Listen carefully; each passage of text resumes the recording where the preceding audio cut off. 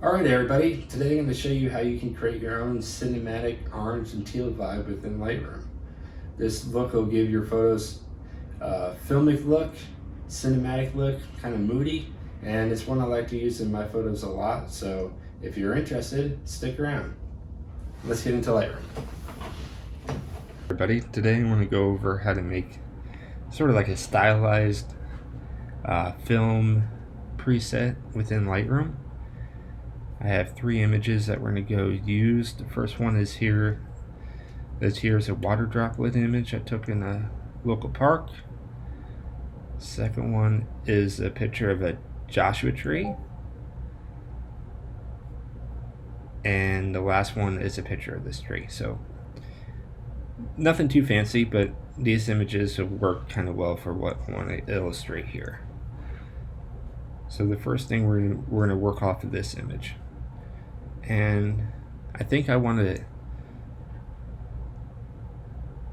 change the greens a little bit and try to introduce a more of a orangey teal vibe to these photos, because I think it'll work great with the colors that we have here. So let's dive into this image first. The first thing I'm going to do is crop it, because I kind of shot this at a weird crop. So we'll go over here, change the crop, do 8:10, because if we're going to post this on Instagram, that's the preferred crop. So we see we got some nice details here. So the first thing I'm going to do is probably bring up the exposure just a little bit, to right about there. We'll add a little bit of contrast back into it. When you're dealing with a film style, most films like, film stocks, depending on the type of film, don't really have too much contrast. It all depends. This is more of like a stylized approach, so we're not going to be emulating any particular film in general here. Overall highlights look pretty good, so I'm going to leave them alone for now. Whites, blacks, so we're going to leave all this alone for the moment. I'm going to drop down into the curves, and we're going to just bring it down a little bit, see what we can get here. I'm going to raise this side up, bring our blacks up to give it a fade, because that's generally what you'll see, is that you won't have true blacks, you'll have somewhat of a fade. So you can see that by starting at the bottom and dragging it up, it'll give you a fade effect. Well, we'll try for right about here. We can come back and bring the highlights back up a little bit. We don't want to overdo it, but we want to get a little bit of that gray out while leaving the fade in there. So we'll bring up the highlights at here. Let's see what this looks like right about here. And if you come up all the way on the right side, you can drop the highlights down. This will crush the highlights. It's not very noticeable in this image, but if you had brighter highlights, this will bring them down. So we'll leave it there, and next thing I'm going to go down to is the calibration. The camera calibration is kind of a interesting section that I think a lot of people forget about, but it can do some really nice things to your colors if you're into more of a stylized approach. So what I like to do is change the blue hues over to more of a teal color. So we'll try for maybe like -12. And as you can see, by doing that, we already introduced some more orangey teal vibes into the photo up in this area. You can see it. And next thing I'm going to do is drag the saturation over, and you can see it really pumped up the colors. I like around the +60. So now your colors got a lot more saturated, and this gives a nice effect to the photo. At least I feel like it does. Coming up to the greens, I'm going to bring the greens back over to a more blue hue. So we'll do +30, and we'll try for about, let's see what a plus 20 does. Reds, you can slide over. I'm going to leave the reds alone for right now. So already we got a more vibrant image, and you might be saying, oh, well, that doesn't really give the style that I want. Well, let's see what else we can do. So next thing I usually do is come up in here. This is your HSL adjustments. So you'll have your hue, saturation, and luminance. So for the orange teal vibe that I want to go for, I'm going to start bringing the reds over just a hair. There aren't really too many reds in this image, so we'll just give them a little bump over to the right, give them a little shift to the orange side. Next, I'm going to bring the oranges over to the left, dropping them down more into the orange area, bringing them away from that yellow. The same with the yellows. You see, as we do that, we get more orange in our photo, so we're going to leave it. We'll do -14 for now. Greens. I'm going to shift the greens over to the left just a hair. Aqua, I'm going to bring more over to the blue side, so we'll give them like a +9. Blues, this is where we're going to get some of our teal effect from. So we're going to bring them down the hair, so you can't. It's not really noticeable in this image, but we'll drop them down to right about here. We'll give them about a -11. Purples and magentas, I'm going to leave them alone.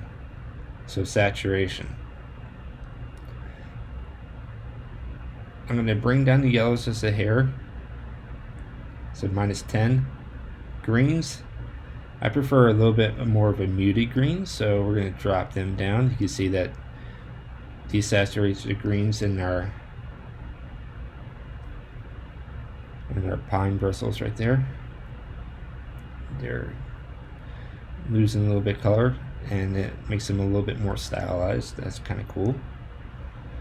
Aquas, we'll leave the aquas alone. Now, the blue, when we went into the camera calibration, that really pumped up all the blues in the photo. So I'm going to drop them down a hair. Let's try for -25. That helps reduce the blues in the image, the overall saturation of the blues. Brings them down a bit so they're not so vibrant. Luminance. You can bring up the yellows just a little bit, and that'll help give us a little bit more contrast in the photo, as you can see. And blues, not really much of effect. Greens, you can drop down. I might drop them down a little bit. So let's try -15. That made our greens a little bit darker, stylizing them a bit. So as we can see, got a little bit of a darker image overall. It's not bad. We can try bringing up the exposure just a little bit. Yeah, maybe +35. That looks pretty nice. Let's fool around with our basic adjustments to see if we can just get a little bit more of a stylized effect. If we want to bring down the whites, no, we might just give it a little bit of an extra push on the whites just because we knocked them down a little bit. So we brought down our blacks to -20. That'll help bring back a little bit of contrast, but we still have the fade in the image overall. Shadows, we don't really need to do much with the shadows. They look fine here. And the same with the highlights. In the present section, I like to bring down the clarity a little bit. It helps get rid of that digital look that you get from modern cameras. So anywhere between a -7 and about maybe a -11 is nice. You don't want to overdo it unless you're going for a really stylized look. So if we look at it closer, we can see how it reduces the overall structure It makes the image a little bit more creamy. So I think we'll do -8 here. We don't want it to be over the top. Dehaze we'll leave alone. Saturation and vibrance, I think I'm going to bring the saturation down a little bit, maybe to right about -10. Vibrance, sometimes we can pull down the vibrance a little bit. So as we can see, we get a little bit more of a muted image, which for a stylized look looks nice. And the next step is to fool around with the sharpening. I'm going to bring the sharpening down a little bit. Digital cameras and modern lenses are already really sharp, so we don't need too much sharpening. We'll change our masking, and by holding down the Option key, if you're using Mac, you can slide over and affect the areas that you actually want to sharpen. So all the areas that are white now are going to be the areas that are impacted by the sharpening. Radius affects the sharpening on the pixel level. I'll drop it down just to a 0.9. Noise reduction, yeah, it doesn't really have any noise. We're actually going to add a little bit of noise right now to give it a more of a texturized film vibe. So I usually like to bring it up to about 25. I find around 25 between 25 and 30 is a nice texture range. I think for grain, we'll go with a little bit more. Let's try like 26. All right, size. As we bring the size over, you can get more of a bigger texture area in your grain. So I think let's try 35. Let's make it a little interesting. Okay, so yeah, we got texture and the grain there that we can see. Now we're going to change the roughness, and the roughness is basically how fine the grain will look overall in the image. So if you knock it down to 0, you get a very like fine grain, and if you bring it all the way up to 100, you get a really rough grain. I prefer more of a rough, so let's try about 55. Okay, zoom out. It's not really noticeable when you zoom out, but it's there. It's definitely not as smooth as it was, which is nice. Again, these are all just personal opinions about how to edit, and a lot of people want to emulate more of a film style, so we'll go up and fool around with the vignette. The vignette will help draw some attention to our subject, which is the water drop. As you see, if you bring down the amount slider, you can really affect how much of a vignette that you get on your image. I usually prefer something around -10. The midpoint, again, if you hold down your Option key, you can see how much of a midpoint you'll get, and that brings it in or subtracts it. So I'm going to go about like a 40. You can change the shape of it, the overall shape of the vignette, by holding down the Option key to see the effect on your image. I like a more rounded vignette than a square one, so we'll leave it at -2. That's fine. Another nice feature is changing the feather.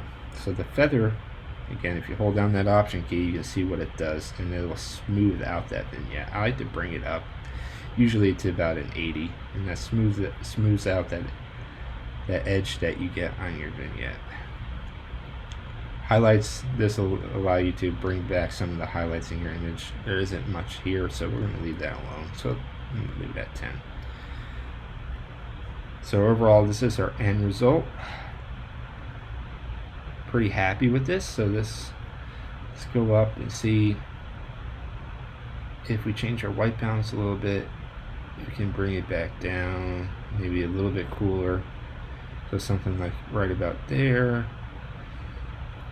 And overall, that's our end result. So as we can see, we've muted the greens, brought back some oranges in the image, and it definitely has a more stylized look. from the original. See, that's our original image on the left and our new one on the right. Pretty cool. So we'll save this as a preset. Create a preset here, and we'll call this Moody Teal, I think. And we'll create a new preset location, new group, Moody 2021. We'll just call it that for now. You can go through and change your settings on all the stuff that you want to change. If you want to leave or add some effects, I'm just looking for the crop. Where is the crop? Basic texture. I don't know why I'm not seeing it right now. That's fine. Oh, transform. Okay, so we'll just create it. So let's see how this preset applies to other images. So next image is the picture of a Joshua tree that I took. And we'll go down to our Moody 21 preset that we made and drop it on. Alright, so this one definitely got enhanced from the original. As we can see, we have introduced a lot of teal blues and a lot of oranges into our photo. So what I would do is come back in here to the saturation, drop down the saturation on the blues a bit, and I think overall I like this. This is a pretty nice look, and you got a little bit of heavy vignette that kind of came from the lens. So that's fine, we can leave that one as is. We'll give it a little bit of a crop, 8x10, go back to the 8x10, and there we go. Definitely a cool look on the photo. And for the last image, picture of this tree sitting by the pond. Got some nice side light going on. Let's apply our preset. Yeah, so again, this brought back in a lot of the orange tones, and for this one I think I'll increase the shadows a little bit. It's not doing much. Exposure looks alright for me. I'll bring down the highlights to reduce the highlights on the tree. Bring up the blacks a little bit. Let's go in here. Bring down the highlights like that, and for the sake of it, we'll give it a little bit more of a constrained crop.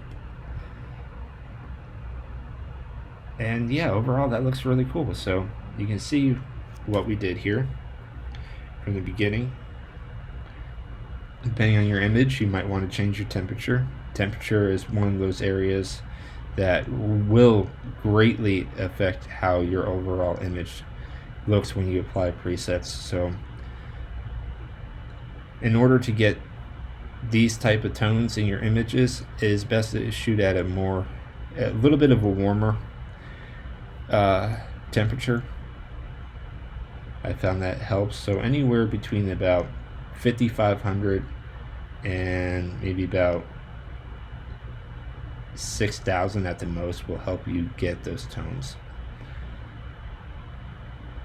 And in order to do that, the best times are your golden hour times. So anywhere around sunrise and sunset will help you highlight these tones when you're out shooting in nature.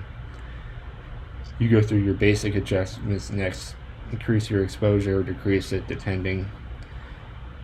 I found it's beneficial to shoot a tad bit underexposed to get more of a stylized look like this,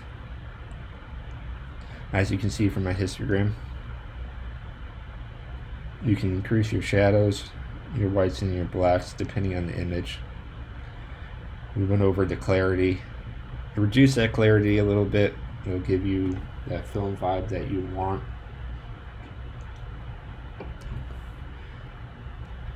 Vibrance and saturation.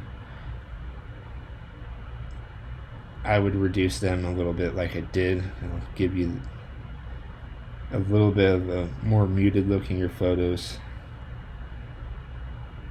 The tone curves are going to play probably the biggest part in getting that faded look, so bring up your blacks, and if you need to, pull down the highlights,